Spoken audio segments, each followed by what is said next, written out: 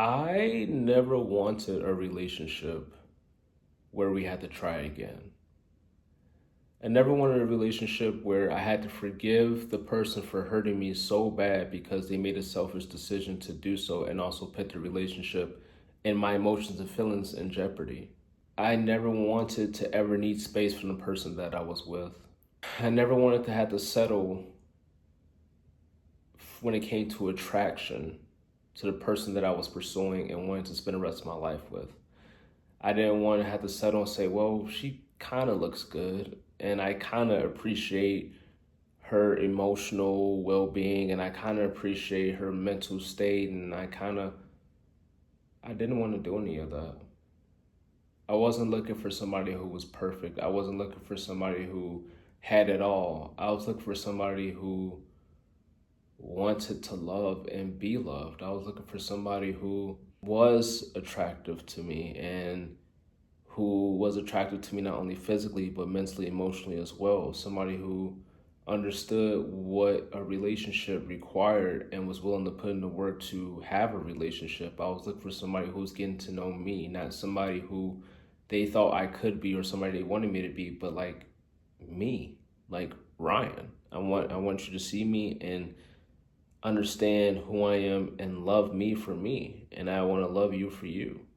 I wanted to be with somebody who understood that yes, you have trauma and yes, you have mental health things that might be affecting your daily or your day to day or might be affecting your life, but understanding that if I love you, these things that are part of you, I'm gonna love as well. And it's imperative to want to work through those things. I needed a partner who understood that, not ran from it or hid from it or used it as an excuse as to why they couldn't love. It's just understanding that because they have these things, it might require them to love in a different way, and that's okay. I wanted a love that I know for a fact can't be replicated or duplicated. And what I mean by that is there's no point in a relationship where I would ever question or where my partner would ever question, is the grass greener on the other side? Is there another relationship out there better than this one? Because they knew and I would know for a fact that it doesn't get better than this. Not because we're in a place of settling, but because this relationship is that phenomenal that there is no question as to if there's more or if there's something better.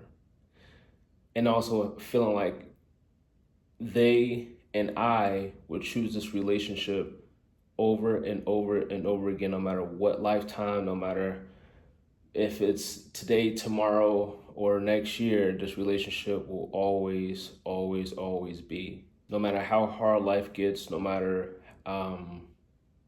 what might influence the relationship to change the dynamic a little bit, whether if it's us having to work out a long distance or us having to figure something else out financially, no matter what happens, this relationship and us will always be. And I needed that and wanted that from a partner. I didn't want somebody who's going to give up when it gets tough. I didn't want somebody who's only going to stick around when things were easy or when things were happy-go-lucky. I wanted somebody who understood like this is life and we are experiencing it and we don't know how to do it perfectly. We don't understand how to work through certain things, but we're going to figure it out and it's going to be okay. I wanted a soulmate, and when I say soulmate, like our souls feel like they're in a relationship. I don't even know how to put that into words. It's something that I feel like you have to experience. But like for my wife and I feel like our souls are connected. I feel like our souls are tied together. I feel like our souls have been here before in maybe a different form. Maybe in the life previous, I was the woman and she was the man, but I feel like we've done this before and we're going to continue to do it over and over again because our lives are one. I wanted somebody who I could be obsessed over and it wouldn't be weird. When I mean obsessed, I mean like being able to just spend time with that person as much as we possibly can, not to where it's overwhelming, but where it feels like this is amazing time that we spend together and we're both mutually enjoying it. And it doesn't always have to be us doing something. It could be us just coexisting in the same space, not saying a word, but still enjoying each other there. I want to be able to laugh at the little things and I want to be able to enjoy the big things. I didn't want somebody who was looking to argue because they felt like they weren't being seen or heard, or they weren't being validated. I was looking for somebody who was willing to discuss things because they were being seen and heard and validated, but also had to express to me why they felt the way they felt, so we can work through what we're going through and make it through it, and build our bond even stronger for our relationship. I wanted somebody who shared the same visions or similar visions. I'm not saying that I want somebody else to have or want the exact same things I want out of life, but what I wanted and what they wanted had to align in order for us to achieve our goals while coexisting and being in a relationship at the same time. I wanted somebody who wanted me. And as I stated before, not who they think I am, not who they think I would be, not who they want me to be, but just me. Just want you to be with me for me. And I want to be with you for you. Everything that you come with. ADHD, depression, anxiety, whatever it was, whatever it is, I want it all. And I want to navigate it, and I want to work through it, and I want to grow old, and I want to do all the things that I feel like people say they want to do in relationships but don't do. I felt like it was very much possible to have that fairy tale relationship. When I say fairy tale, it's because people feel like they don't exist, and they feel like they don't exist because they haven't experienced it yet. And I knew it was possible to find this relationship with this phenomenal woman that I'm with. It was just a matter of when. And a lot of people would say, well, you just got lucky. You just got lucky.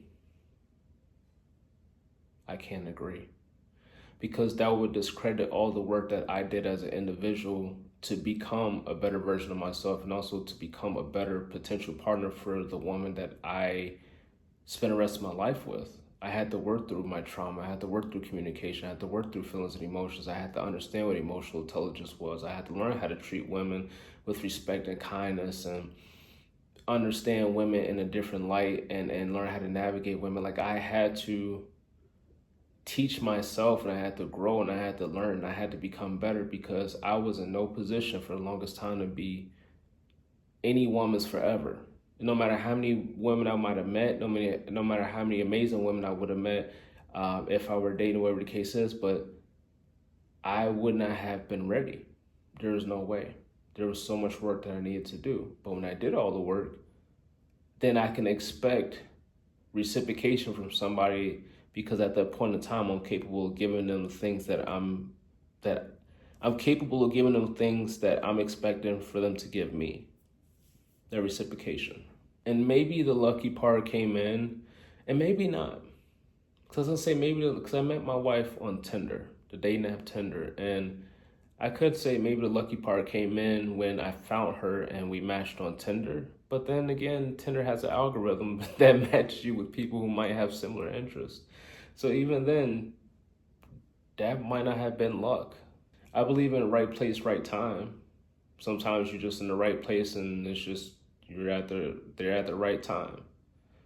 But I feel like what I did and what my wife had to do in order for her to become a better version of herself and a better partner for whoever she decided to meet, if it wasn't me, we can't discredit that. That wasn't luck. That took work. And then the work that her and I had to do in order to get to the point where we are now, it took so much work. And it wasn't in a bad way that it took the work. It was more so understanding, as I stated before throughout the entire video, that understanding we're not perfect people. We're going to have to work through trauma together. Even though we work through it as individuals, we're going to work through it together, because I was able to work through all the things, and she was able to work through all the things as individuals. The other person we're just meeting, which was each other at that time, they knew nothing about us. She knew nothing about me. I knew nothing about her. So we had to revisit trauma. We had to revisit relationships. We had to revisit all the things that we worked through as individuals. Now we navigate that together and unpack that together and understand where we were and who we are now. And all of that took work. But I knew that I didn't want to settle. I didn't care how long it took. I didn't care how many people it took. I knew that I wanted to experience love in the purest form. I knew what I wanted, and I knew what I needed. My wife wanted to experience love in the purest form. She knew what she wanted, she knew what she needed. And ever since day one, we loved each other, we trusted each other, we worked through all the things that were hard. Neither one of us wanted a relationship where we broke up. Neither one of us wanted a relationship where we had to take space. Neither one of us wanted a relationship where we were interested in seeing other people outside of our relationship. Like, we knew exactly what we wanted, and we found each other and pursued it, and now we have it. I feel like, unfortunately, some people tend to give up too soon. And I feel like also that a lot of people haven't done the work that was necessary or that is necessary within themselves in order to have better relationships. And I feel like the other part of that is, the other part of that, I should say, is that sometimes you just meet crappy people. And it's unfortunate, but once you recognize that these are just crappy people you're meeting, you don't allow that to dictate the way you date and the way you move and allow it to change who you are as a person. You just understand that these are just crappy people, and you keep pursuing what you're looking for. And once you acknowledge that you've met somebody who doesn't fit that criteria what you're looking for, then you don't continue to spend more time trying to change the situation as far as get them to be better. You just go find somebody who is better. I feel like the alternative to that is settling for what you feel like you deserve, or settling for what you feel like is the best, not because it's the best for you, but because it's the best that you have at this moment, or is better than your exes were. So you feel like, well, because this is better than the past, then maybe I can make this work. But acknowledging at the same time that it's not the best for you. Like, this person might give you a temporary excitement or temporary happiness. This person might bring you some type of comfort or make you feel loved to a certain extent, but long term, they're not the best for you. And I feel like until you find a person who's the best for you, I'm not saying they're gonna be the most perfect person out there. I'm not saying they're gonna be the best person in the world. They're gonna be the best for you. They're gonna complement you. If you have ADHD, they're gonna have patience to help you and work through your ADHD. If you have depression, they're gonna understand your depression. They're gonna wanna learn about your depression and be there for you through your depression. If you need to be loved a certain way, they're gonna be willing to love you a certain way as long as it's within reason, and vice versa. Like, the best for you, not the best in the world, not the most perfect person in the world, but the best for you. I feel like in order to figure out what the best for you is you have to understand you have to figure out you. And this is where that groundwork and that foundational work comes in. That is when you are pursuing a relationship with yourself, so you understand what that relationship might look like with another person who coexists in that space and shares that with you. I am going to end the video there. But I hope you all don't settle. I hope you all continue to search for what it is that you want, continue to search for what it is that you deserve and that you need. And when it comes to a partner, and I know that at a certain point it gets lonely being single, it gets tiring being single. And I know that it's tiring working on yourself, and you're never going to be a finished product. You're going to constantly work on yourself. You're going to constantly change. You're going to constantly learn. You're going to constantly be different. It's part of life. You're just experiencing it. But you're going to become different versions of yourself depending on how life tends to influence you, whether if it's through relationships or through your interpersonal. But regardless, I hope you all found what you're looking for. If you all enjoyed this video and you stayed this long, I appreciate it. I appreciate all the love and support. I'm sorry that this video wasn't more, I guess, formal. But I did want to talk to you all about not settling down. And if you all enjoyed the video, please leave a thumbs up. I appreciate it. Subscribe if you haven't already. And see ya.